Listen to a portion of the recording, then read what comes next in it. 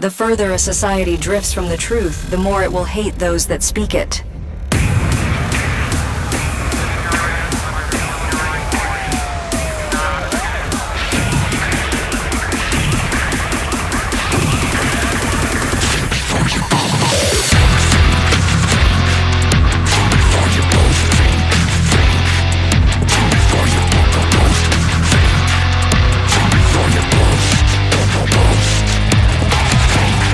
UK authorities have begun arresting citizens for social media posts about the current riots.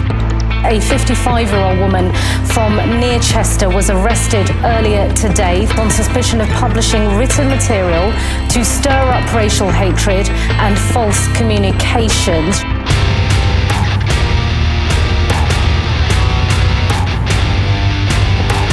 The current Labour government comprises of culture warriors who mistrust freedom of speech and will take any opportunity to impose restrictions. Don't believe me? Look at what our government posted on X this week. Think before you post. Well, that would be good advice if it was coming from a friend, but this is coming from a government that has the power to imprison people for exercising their right to free speech. Free speech, free speech, free speech, free speech, free speech.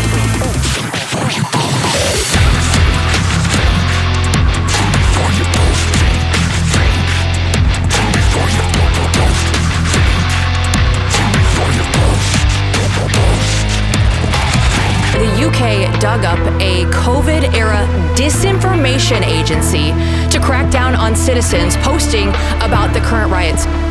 Social media users who post or share footage of the riots that have been taking place across the United Kingdom face arrest and prosecution, regardless of intent.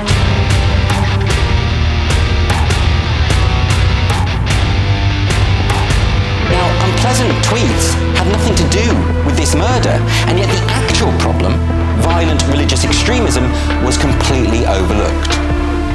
But empowering the state to set the limits of permissible thought and speech is an even greater danger, and that is what's happening right now. There have been protests, riots, there are millions of people who are angry, and immigration is now the top issue facing the country for most people, according to the latest YouGov polling.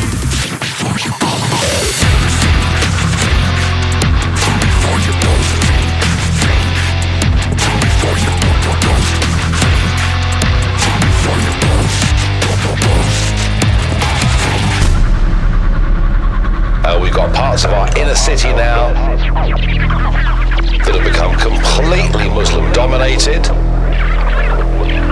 But behind it is a growing sense of unease in our country that we're losing our identity.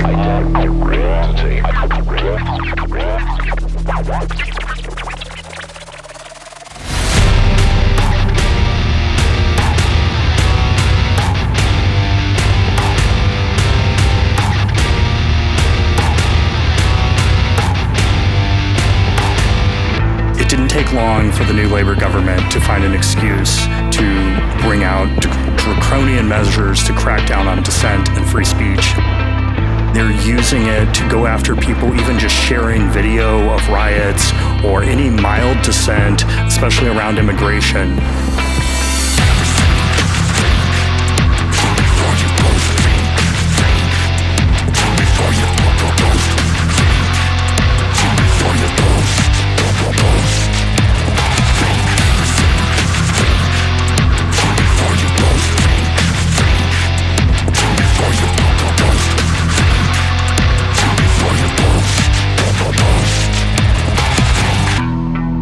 George Orwell was English, and he wrote about a version of this in 1984. Some would say he was very prescient.